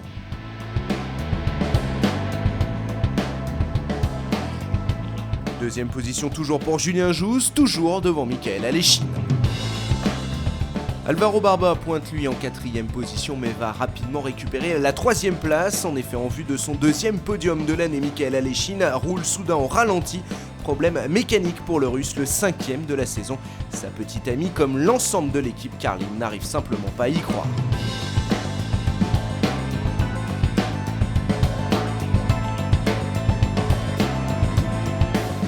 Derrière, le leader du championnat, Alvaro Parente, pointe au 6e rang, juste devant James Walker. Belle bagarre pour la 9e place également entre Milos Pavlovic et Clivio Piccione.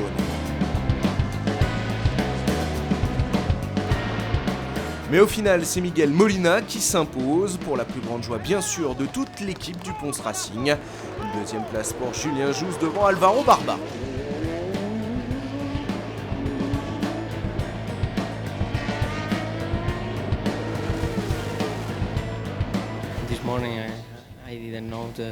Ce matin, je ne pensais pas que je pourrais faire un podium aujourd'hui parce que j'étais 9e à l'issue des qualifications et en plus j'ai rencontré un petit problème technique, mais sur la course, la voiture s'est vraiment très bien comportée. Il y a toujours un pilote Tech 1 sur le podium, c'est important. Première victoire en World Series pour Miguel Molina, surtout le 13e vainqueur différent cette saison. Heureusement, j'ai pu dépasser Julien dès le départ. Ensuite, j'ai gardé une bonne vitesse tour après tour pour terminer finalement en premier. Je suis vraiment ravi.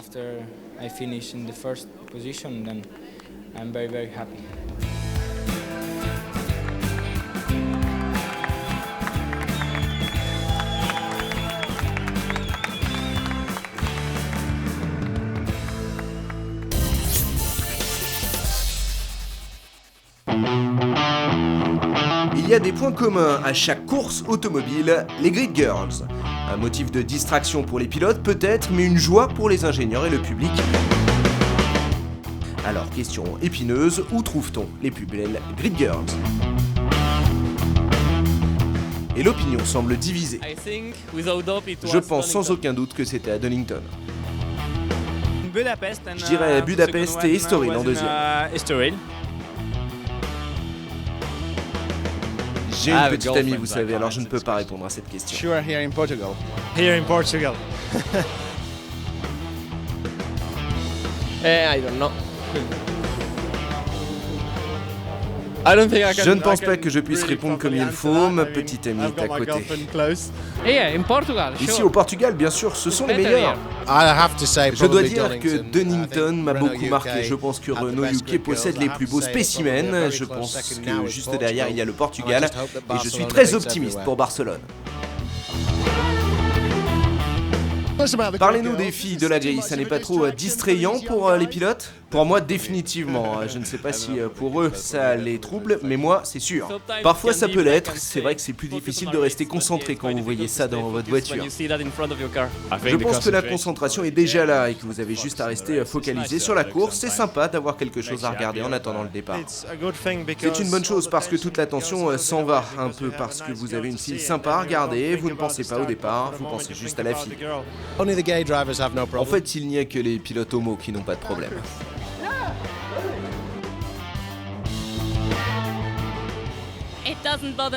Mais ça ne m'embête pas du tout, je suis dans les courses automobiles depuis mes 14 ans, donc si je ne peux pas gérer ce genre de rivalité, j'aurais arrêté depuis un bon bout de temps.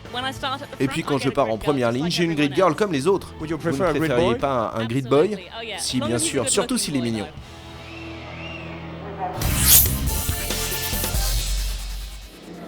Sur la grille de départ de la deuxième course, on retrouve Clivio Piccione en pole, à ses côtés en première ligne Milos Pavlovic, deuxième ligne pour Ferruccio Fosi et James Walker, Alvaro Parente et cinquième sur la grille.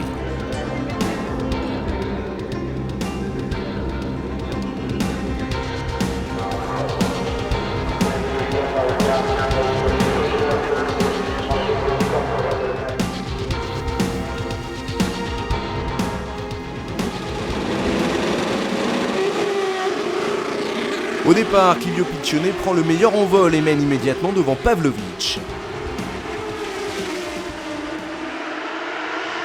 Au passage du premier virage, Parente freine tard et sort de la trajectoire. Il tente de dépasser Fosi pour la troisième place. Derrière, Xavier Vassens se fait piéger et se retrouve dans les graviers. Ça n'est décidément pas le jour des Belges, puisqu'ensuite c'est Bertrand Baguette qui part en tête à queue. Au passage de l'épingle, Ben Hanley récupère 3 positions. Le pilote britannique est particulièrement agressif après être parti 29e sur la grille. En tête de la course, Clivio Piccione mène devant Pavlovic, Fosi est 3e. Philippe Albuquerque derrière attaque Alvaro Parente pour récupérer la 5e place. Les deux pilotes portugais sont très proches l'un de l'autre, mais sans se toucher. Alvaro Barba dépasse lui Davide Valsecchi et s'empare du 9e rang. Il partait à 8e alors que Valsecchi partait lui 13e. Au 14e tour de course, Milos Pavlovic plonge à l'intérieur sur Piccione et s'empare du commandement dans le premier virage. On avait sauvé un jeu de pneus neufs pour la deuxième course. J'ai donc essayé de mettre la pression sur Clivio Piccione. Il a dû lui tirer sur ses vieux pneus et a commencé à pas mal glisser. Alors j'ai juste attendu la bonne occasion pour porter mon attaque.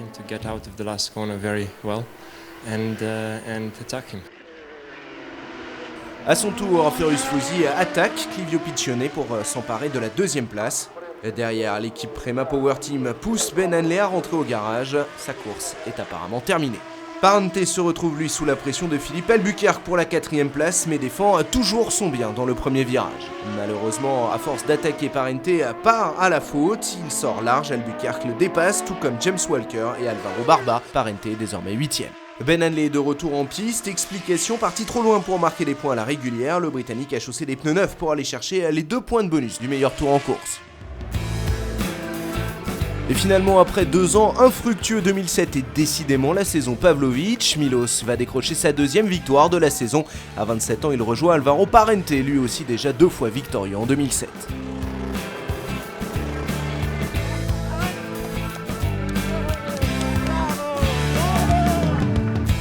Sur le podium, Ferruccio Fosi se retrouve en 3e position, Clivio Piccione termine lui 2e.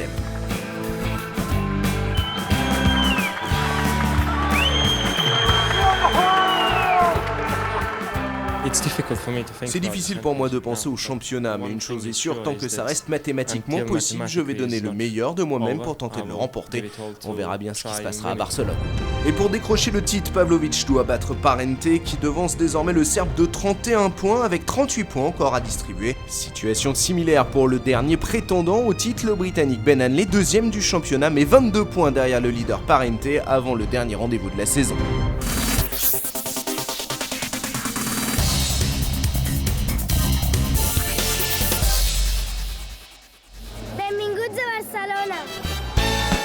Barcelone, la capitale de la Catalogne et la patrie de Gaudí, son meilleur ambassadeur. Barcelone est une ville moderne, cosmopolite et portuaire, c'est aussi une des villes possédant le plus riche patrimoine culturel.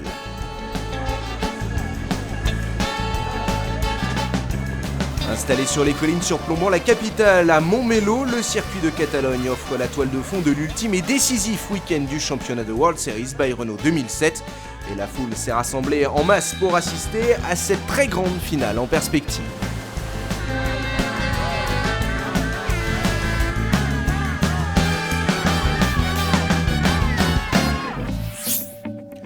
En effet, le titre en Formule Renault 3,5 litres n'est toujours pas joué, même si Alvaro Parente est en ballottage plus que favorable après le catastrophique week-end de Ben Hanley à Estoril.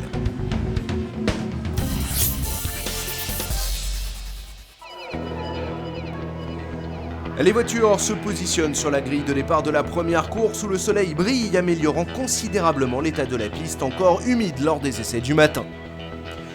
En pole position, on retrouve Salvador Duran qui espère accrocher une 2e victoire à son palmarès après Monza. Le leader du classement général Alvaro Parente est aligné à ses côtés en 2e position. La star locale Miguel Molina est 3e devant Milos Pavlovic, 4e.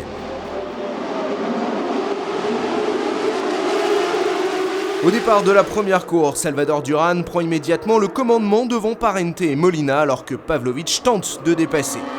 Duran mène toujours devant Parente, Molina, Pavlovic, Guido van der Garde et Michael Aleshin. Solidement accroché à sa 2e place, Alvaro Parente pourrait se contenter de cette position suffisante pour remporter la couronne, mais il semble vouloir également remporter la course. Derrière, Miguel Molina accroche lui le meilleur temps au tour en course. Dans le même temps, Alvaro Parente s'arrête au stand pour ravitailler sous les yeux de sa petite amie et sa famille. En tête, Salvador Duran mène toujours confortablement devant Miguel Molina.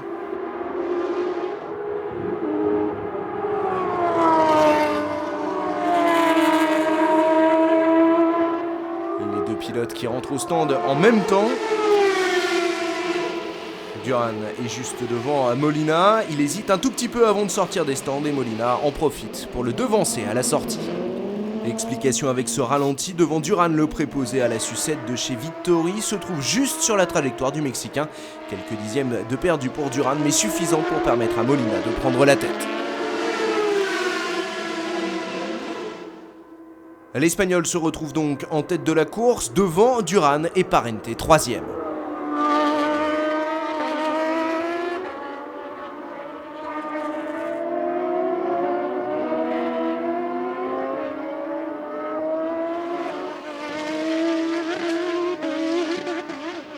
Salvador Duran est à l'attaque maximale pour rattraper Miguel Molina, mais sans succès.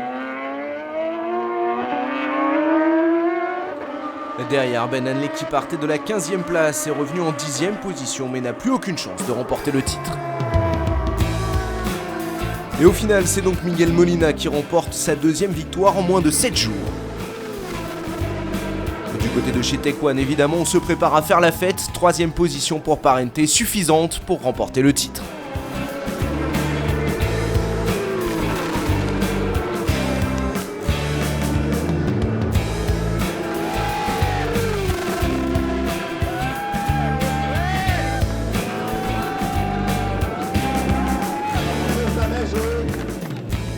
Miguel Molina célèbre cette victoire avec Cito Pons, son directeur d'écurie, mais c'est bien Parente et le team Tech One qui remportent les titres pilote et par équipe. Sur le podium, Miguel Molina devance donc Salvador Duran et Alvaro Parente.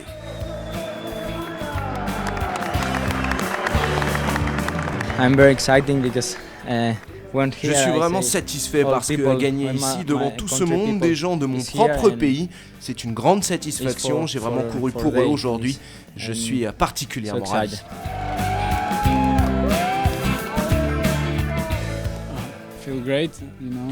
Je me sens vraiment super bien. Toute la saison, tout ce travail que nous avons effectué, à la fin on est récompensé avec cette victoire. Je suis très heureux et pour moi c'est le moment de passer à l'étape supérieure.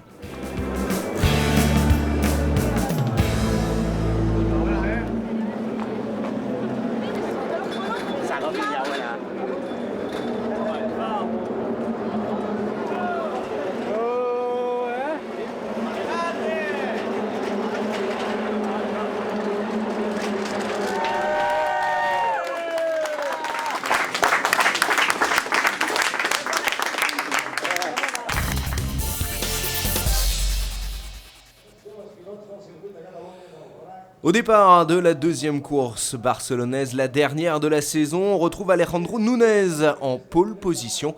Ben Hanley, lui, est deuxième sur la grille, après avoir terminé 9e de la première course.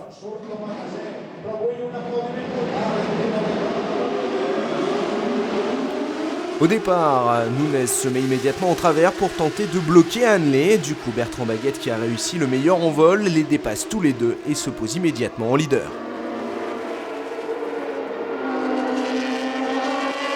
Du premier tour, Baguette mène donc devant Núñez, Hanley et Pavlovic. Au 6e tour, Ben Hanley attaque et passe Núñez pour la seconde place.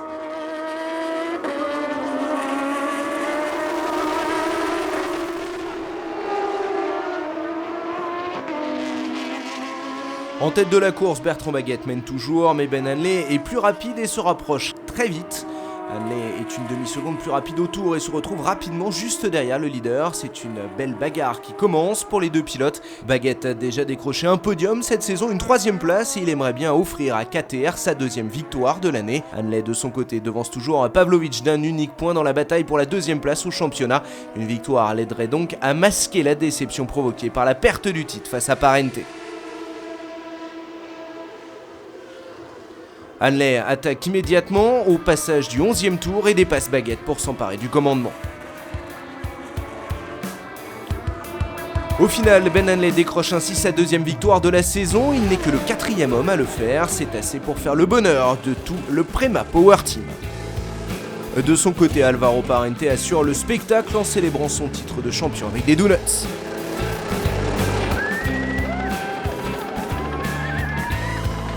Le Britannique du Renault Driver Development, Ben Hanley, remporte l'ultime trophée de la saison 2007 et termine 2e du championnat.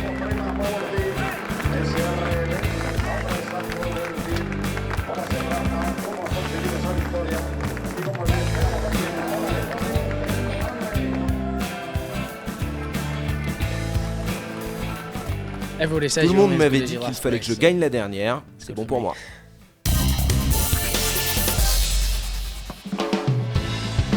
Les World Series by Renault sont un énorme succès avec des courses à rebondissement, de l'action sur et en dehors de la piste et l'avantage de la gratuité des entrées pour toutes les familles.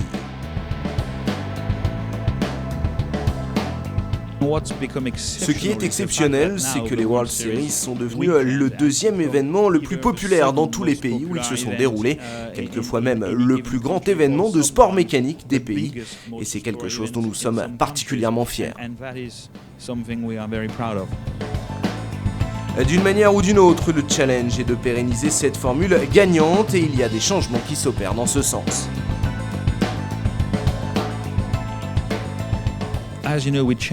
Comme vous le savez, nous avons décidé de changer la 3,5 litres. La 3,5 litres va réellement devenir une petite F1, c'est à une Formule 1 désormais que la voiture ressemble. Avec un nouveau look renversant et plus de 500 chevaux, la nouvelle voiture promet en effet de vrais changements en piste. Je pense que ça va avoir un impact très positif sur les sponsors, mais également les spectateurs et le spectacle. Nous avons légèrement réduit la capacité de la grille, nous n'aurons que 26 pilotes en piste l'an prochain, mais nous n'opérons pas ces changements parce que moins de gens veulent participer, nous faisons cela parce que nous voulons vraiment améliorer la qualité de la grille et celle des participants. Le tout combiné à une ambiance très F1, ça devrait nous assurer un spectacle fantastique. Et il est vrai qu'avec un design très proche de la Formule 1, Renault, la nouvelle version des World Series va frapper un grand coup aussi bien chez les équipes que dans les tribunes. Pour preuve, tous les pilotes ont hâte de tester les performances de leur nouvelle monture.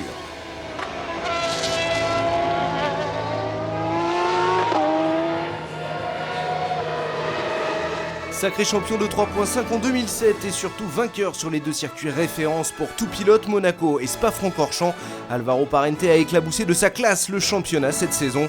Autant d'atouts qui devraient lui permettre d'accéder très vite au plus haut niveau du sport automobile mondial, qu'il découvrira très prochainement lors de son essai avec le Renault F1 Team.